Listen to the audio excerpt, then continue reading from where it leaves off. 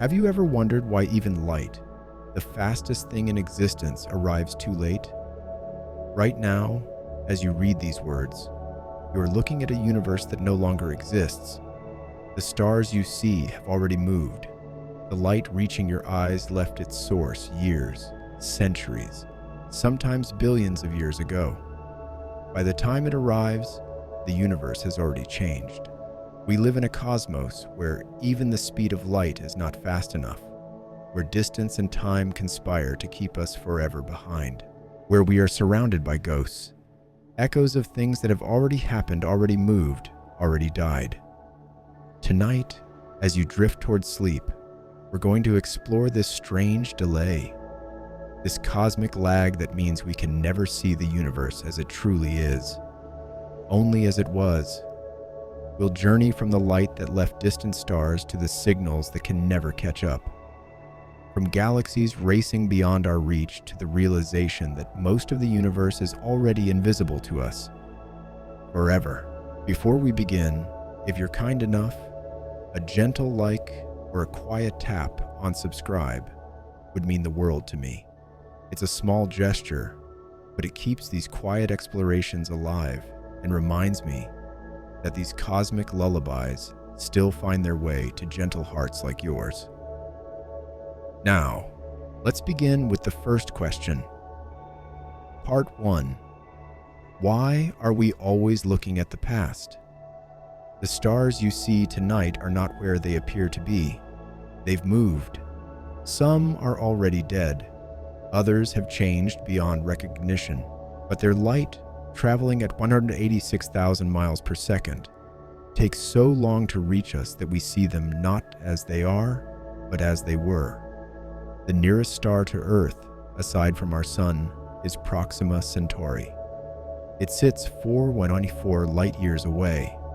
That means when you look at it through a telescope, you're seeing light that left its surface over 4 years ago. If Proxima Centauri exploded today, we wouldn't know for another 4 years. We'd continue seeing it shine, completely unaware that it no longer exists. According to NASA's Jet Propulsion Laboratory, this delay is not just philosophical, it's physical.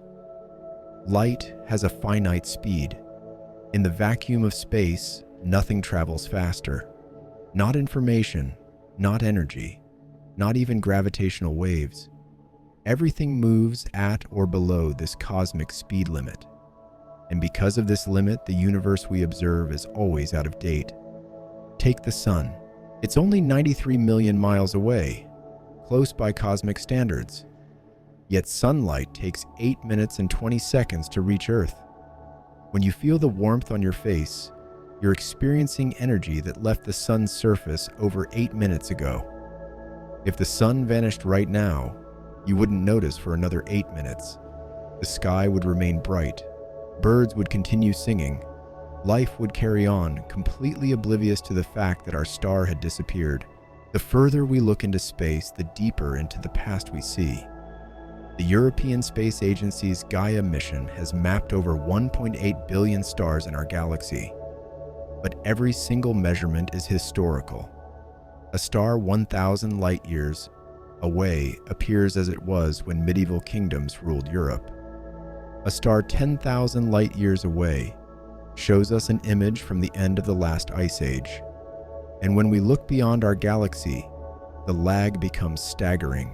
The Andromeda Galaxy, our nearest large galactic neighbor, sits 2.5 million light-years away.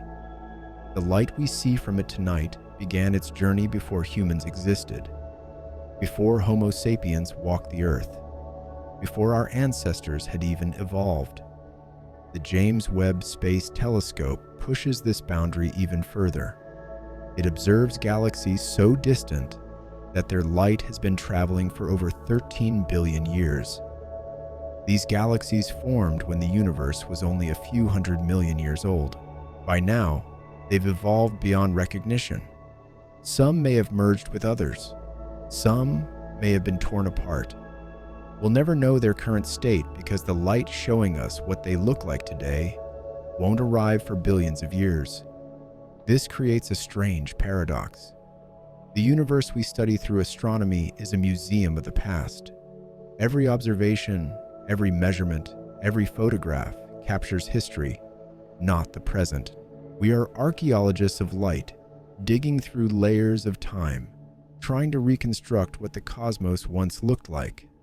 But it gets stranger, because space is expanding, distant objects are moving away from us, and not just moving, accelerating.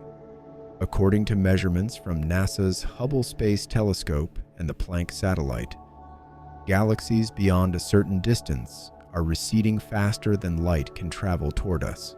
Their light is still trying to reach us, but space itself is stretching, pulling them away faster than their photons can cross the gap. This means there are regions of the universe we will never see, not because they're hidden or blocked, but because their light will never reach us. The universe is expanding too fast. The distance between us and those regions grows faster than light can cross it. They exist in what cosmologists call the observable horizon, a boundary beyond which information simply cannot travel. The European Space Agency describes this as the cosmic event horizon. Just as nothing can escape a black hole's event horizon, nothing beyond the observable horizon can ever send us information. Those regions might as well not exist from our perspective. They are causally disconnected from us, forever. This lag affects everything. When astronomers detect a supernova in a distant galaxy, they're watching a star that exploded millions of years ago. When they measure the motion of galaxies, they're seeing where those galaxies were, not where they are. When they calculate the universe's expansion rate, they're measuring history, not the present. Even communication across space suffers this delay. NASA's Voyager 1, the most distant human-made object, is about 14.5 billion miles from Earth. Radio signals traveling at the speed of light take over 21 hours to reach it. If ground control sends a command today, Voyager won't receive it until tomorrow. And if something goes wrong on Voyager, we won't know for another 21 hours. This delay becomes more severe the further we go. Future missions to Mars will face communication lags of up to 24 minutes each way. A conversation between Earth and Mars would require 48 minutes for a simple question and answer. By the time Mission Control hears about a problem, the situation could have already changed dramatically. Interstellar communication, if we ever achieve it, would be measured in years or centuries. A message to Proxima Centauri would take 4.24 years to arrive. A reply would take another 4.24 years. That's 8.5 years for a single exchange. By the time you received a response, the original sender might have aged, moved, or even died. Carl Sagan once said, "The cosmos is within us. We are made of star stuff."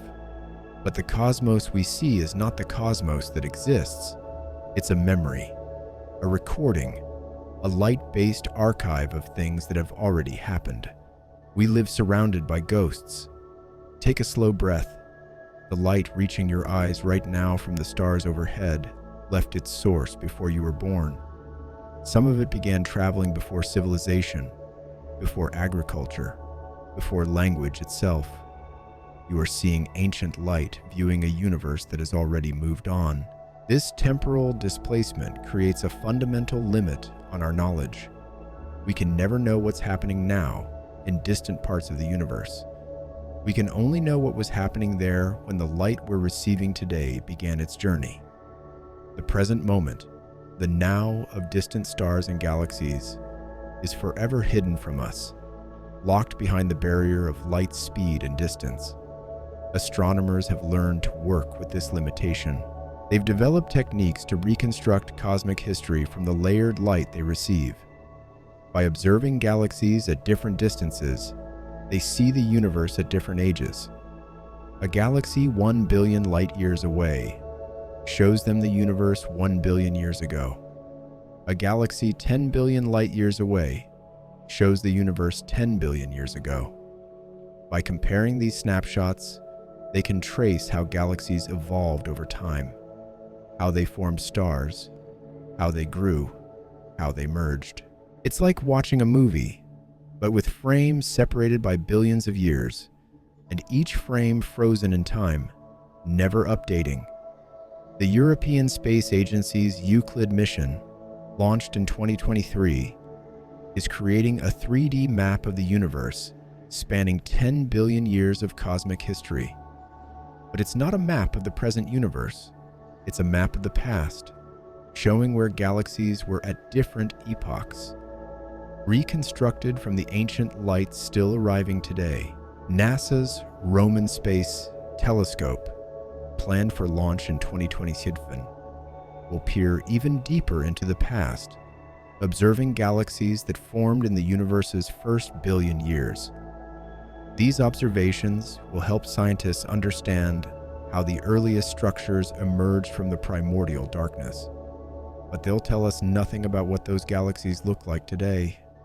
This creates a strange situation. We know more about the universe's distant past than about its present. We can see galaxies as they were 13 billion years ago with clarity and detail.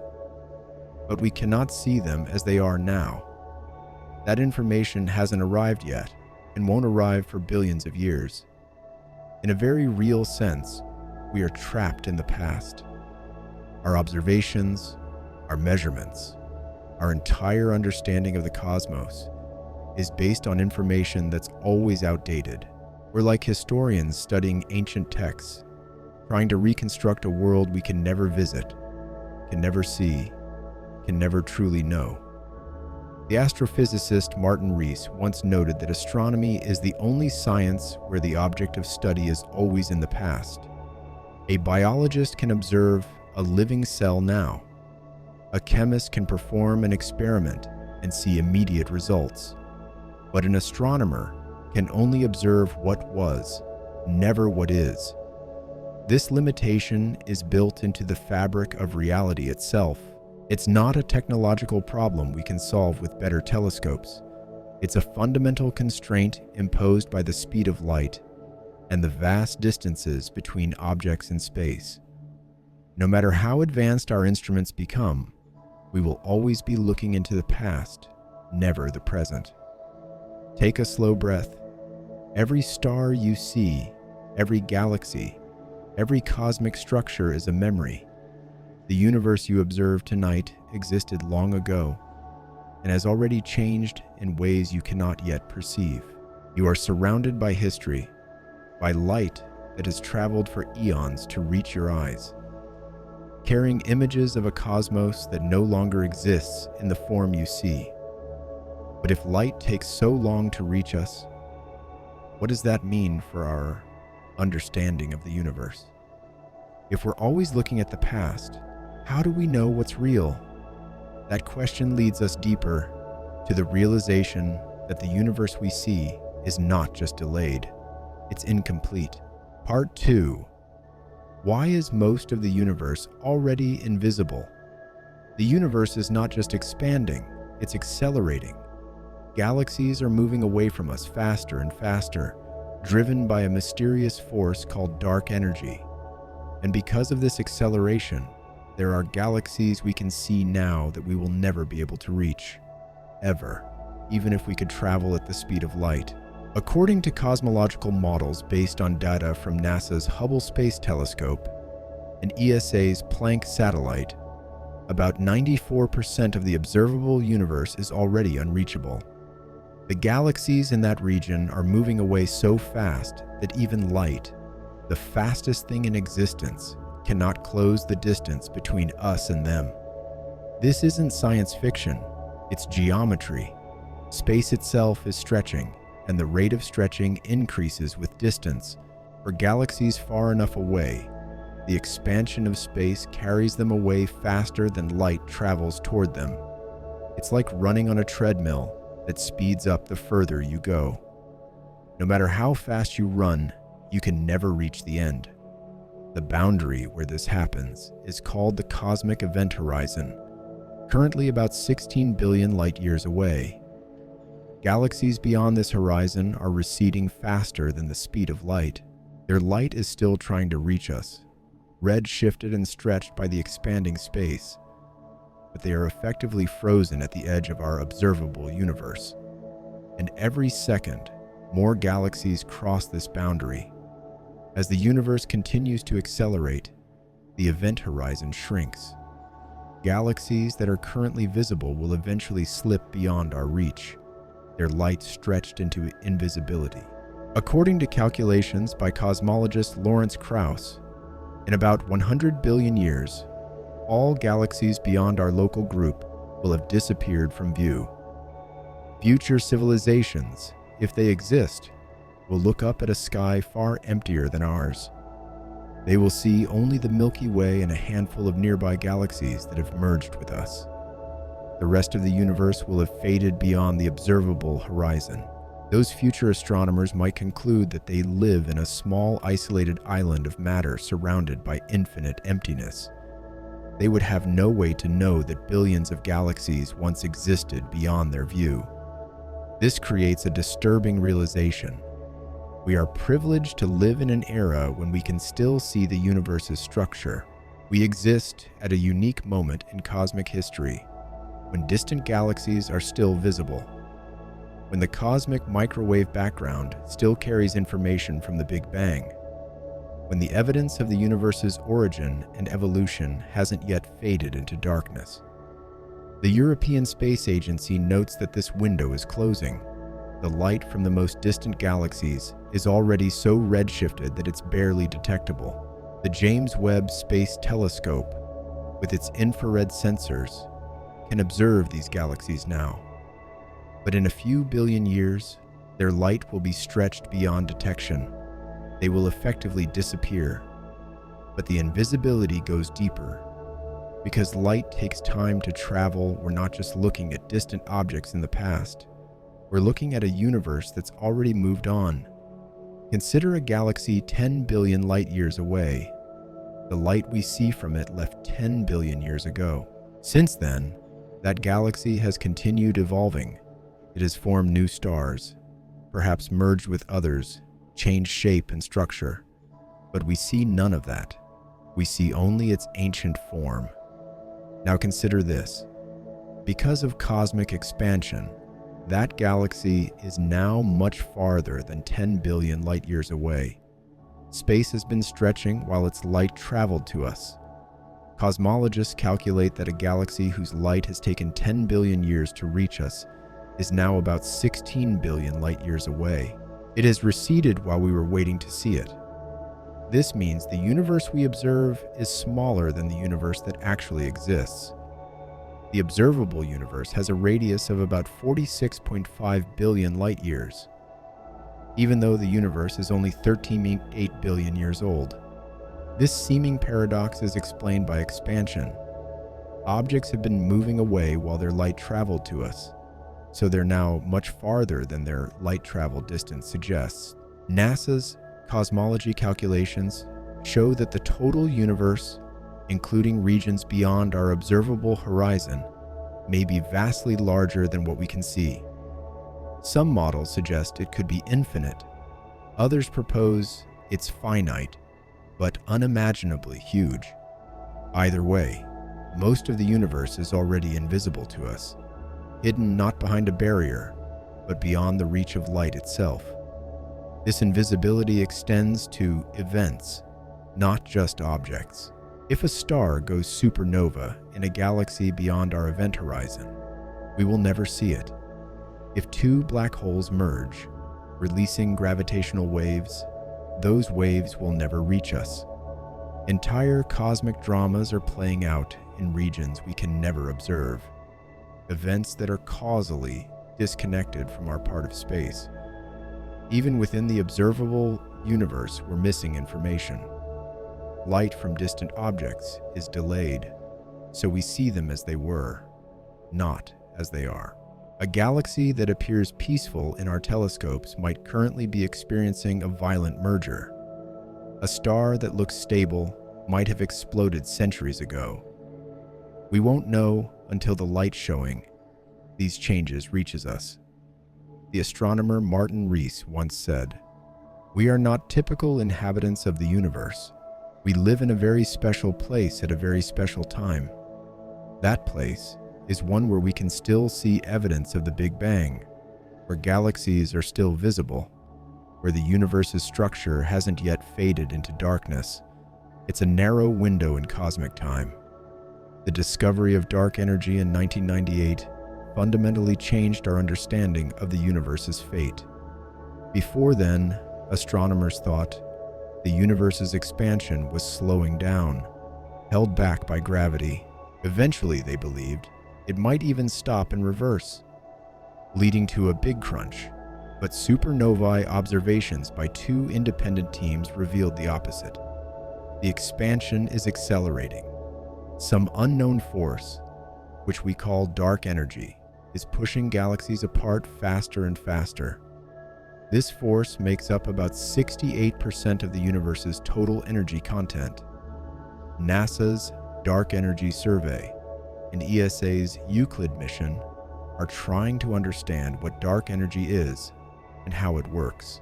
But its existence has profound implications for the universe's ultimate fate. If dark energy remains constant or increases, the universe will expand forever. Galaxies will drift apart, stars will die out, and eventually, the cosmos will become a cold, dark, empty void. But even before that distant future, dark energy is making most of the universe unreachable. The accelerating expansion means that light from distant galaxies is fighting an uphill battle.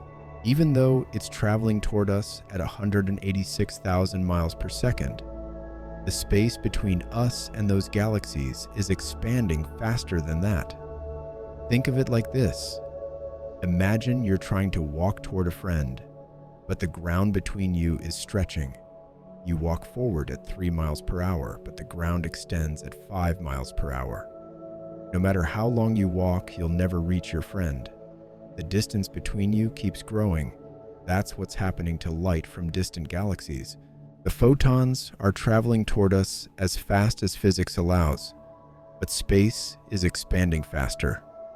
The light is making progress in its local region, but globally, the distance it needs to cross is growing faster than it can travel. This creates the cosmic event horizon. Beyond this boundary, located about 16 billion light-years away in co-moving distance, galaxies are receding faster than light can approach. We can still see some of these galaxies because their light started its journey long ago when they were closer. But we can never see them as they are now, and we can never reach them, even in principle. The European Space Agency's Planck satellite measured the cosmic microwave background with unprecedented precision. Confirming these calculations, the data shows that about 94% of the galaxies in the observable universe are already beyond our reach. We can see them, but only as they were. Their present moment is forever hidden from us. This has strange implications for cosmology. When scientists talk about the observable universe, they don't mean the universe we can theoretically observe given enough time. They mean the region from which light has had time to reach us since the Big Bang. This region has a radius of 46.5 billion light-years and contains about 2 trillion galaxies. But most of those 2 trillion galaxies are now beyond the event horizon. We see them because their light started traveling to us when they were closer, but they've since moved beyond reach. New light leaving those galaxies today will never arrive here. The photons will travel for eternity, but the expanding space will always stay ahead of them. This means the number of galaxies we can observe will actually decrease over time. Not because galaxies are disappearing, but because more and more of them are crossing the event horizon, slipping beyond the boundary where their light can reach us. In 1 trillion years, according to calculations by Harvard astronomer Avi Loeb, an observer in the Milky Way would see only the merged remnant of our local group. All other galaxies would have faded from view, their light redshifted beyond detection. The cosmic microwave background would be similarly stretched, cooled to the point of invisibility. Future astronomers in that distant era would have no evidence of the Big Bang, no evidence that the universe had a beginning, no evidence that other galaxies once existed. They would measure space and find it unchanging, eternal, static. Their cosmology would be wrong, but they'd have no way to know it. We live in an era of unprecedented cosmic visibility. We can see the afterglow of creation. We can observe galaxies across 13 billion years of history. We can map the large-scale structure of the universe. Future civilizations will never have this opportunity. The evidence is fading, disappearing beyond the horizon, leaving behind only darkness. Take a slow breath. Right now, as you rest, galaxies are crossing the cosmic event horizon. Light that left them yesterday will never reach us. Events happening today in those distant regions are already beyond our knowledge, forever hidden by the expanding space between here and there. The universe is becoming smaller, not in actual size, but in observable size. More and more of it is slipping away, becoming invisible, unreachable, unknowable. As you drift towards sleep, consider this. The universe you see tonight is larger than the universe your distant descendants will see. You're living in a moment of maximum cosmic visibility, a brief window when the universe is both young enough to still show evidence of its origin and old enough to have developed structure. This window is closing. Slowly, gradually, the universe is fading from view. But if most of the universe is already unreachable, what does that mean for the parts we can see? Are they also slipping away? That question leads us to the next revelation. Even the light we do receive is arriving too late. Part 3. Why does the universe look dead when it's still alive? When you look at the night sky, you're seeing stars as they were, not as they are. Some of those points of light are already gone, exploded, collapsed, scattered into space. But their light is still traveling, still crossing the vast distances, arriving years after the source has ceased to exist. This creates a haunting reality. The universe you observe is full of ghosts, objects that no longer exist but still appear to shine. We call them light echoes, the luminous afterimages of things that have already ended. Take Betelgeuse, one of the brightest stars in the night sky, visible in the constellation Orion. It sits about 640 light-years away. If Betelgeuse exploded as a supernova today, we wouldn't see the explosion for another 640 years. Until then, we'd continue seeing it shine normally, completely unaware that it no longer exists. The light we see tonight left Betelgeuse in the year 1384, during the height of the medieval period on Earth. According to NASA's observations, Betelgeuse has been showing signs of instability. It dimmed dramatically in 2019-2020, leading some astronomers to speculate it might be nearing the end of its life. But here's the unsettling part. If it has already exploded, we won't know. The information is still traveling toward us, moving at the speed of light, but taking centuries to cross the gap. This delay affects our entire understanding of the cosmos. When astronomers map the universe, they're mapping a timeline, not a snapshot. Nearby stars show us the universe as it was a few years ago. Distant galaxies show us the universe billions of years in the past.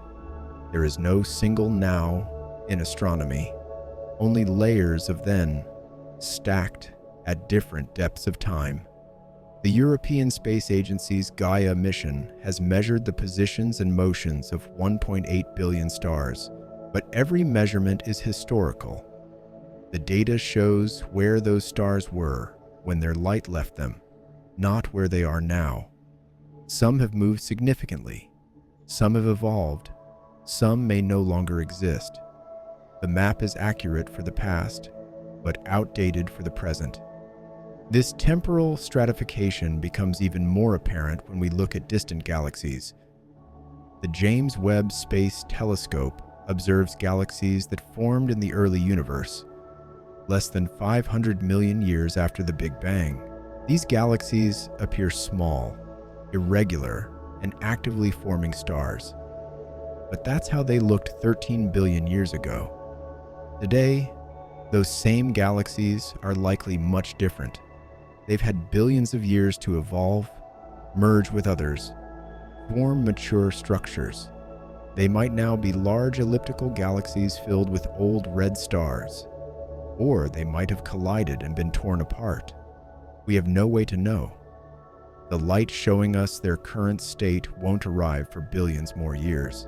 So when we say the universe looks a certain way, we're describing how it looked across a range of times, not how it looks now. It's like watching a movie where every scene is from a different era, spliced together into a single frame. The result is a cosmos that exists in multiple timelines simultaneously. This temporal displacement affects our understanding of cosmic events. When astronomers detected gravitational waves from colliding black holes in 2015, using LIGO, they were observing an event that happened 1.3 billion years ago. The black holes that merged are long gone, either combined into a larger black hole, or the result already evolved further. But the ripples in space-time they created were still traveling, still spreading, still carrying information about an event that ended over 1 billion years in the past. NASA's Chandra X-ray Observatory has captured images of supernova remnants, the scattered debris of exploded stars. These glowing clouds expand outward at thousands of miles per second, but the explosions we're seeing happened centuries or millennia ago. The remnants are much larger now, much more dispersed. We're watching ancient replays, not live events. The Crab Nebula, one of the most studied supernova remnants, formed from a star that exploded in the year 1054 AD. Chinese astronomers recorded seeing a guest star that was visible in daylight for weeks. Today, we see the expanding cloud of debris, still glowing, still growing. But we're seeing it as it was years ago. The nebula is 6,500 light years away. So the light we observe tonight left it 6,500 years ago. This means the medieval Chinese astronomers who saw the supernova in 1054 were actually seeing an explosion that occurred around 5446 BC during the Neolithic period on Earth. The star exploded before the pyramids were built, before written language existed, before civilization began. But its light arrived in 1054, creating a bright new star that amazed ancient observers. This lag also affects our search for extraterrestrial intelligence. If we detected a radio signal from a civilization 1,000 light years away, we'd be hearing a message sent 1,000 years ago. By the time we received it, that civilization might have evolved, moved, or gone extinct. If we sent a reply, it would take another 1,000 years to reach them. A single conversation would span 2,000 years. The SETI Institute acknowledges this challenge. Any communication with a distant civilization would be asynchronous, stretched across centuries or millennia. We might receive messages from civilizations that no longer exist. We might send messages to civilizations that haven't been born yet. The speed of light is too slow for meaningful interstellar dialogue. Carl Sagan explored this idea in Contact, where a message from Vega arrives after traveling 26 years. The protagonist realizes that the civilization that sent it might already be gone, and any reply would take another 26 years. The conversation is more archaeological than interactive, a slow exchange with the deep past. But perhaps the most unsettling aspect of this delay is that it makes the universe appear more static and dead than it actually is. When we look at distant galaxies, they seem frozen, unchanging. But that's only because we're seeing single frames from their history. In reality, they're dynamic, evolving, full of motion and change. We just can't see it happen because the light showing those changes takes so long to arrive. Time-lapse observations help. By comparing images of the same galaxy taken decades apart, astronomers can detect changes, stars that have exploded, brightness, fluctuations, structural evolution. But even then, we're comparing two historical snapshots, not observing real-time change. The universe's actual dynamism remains hidden behind the speed of light barrier. The astrophysicist Neil deGrasse Tyson once noted, "We are all connected to the universe in the most direct way possible. We're made of its matter, governed by its laws, but we're also trapped by those laws. We can never catch up to the present." This creates a profound sense of isolation. We are surrounded by a universe that's alive, dynamic, constantly changing, but we can only observe its corpse, the frozen images left behind by light that's been traveling for eons. The living universe exists all around us, but we cannot see it. We are blind to the present, condemned to watch only the past. Imagine standing in a vast forest where every tree is wrapped in fog. You can see the trees closest to you clearly, but the distant ones are obscured. Now imagine that the fog isn't really fog at all, but time. The further you look, the further back in time you see. The distant trees aren't standing as you see them. They've already grown, fallen, or been replaced. But you won't know for years, decades, centuries.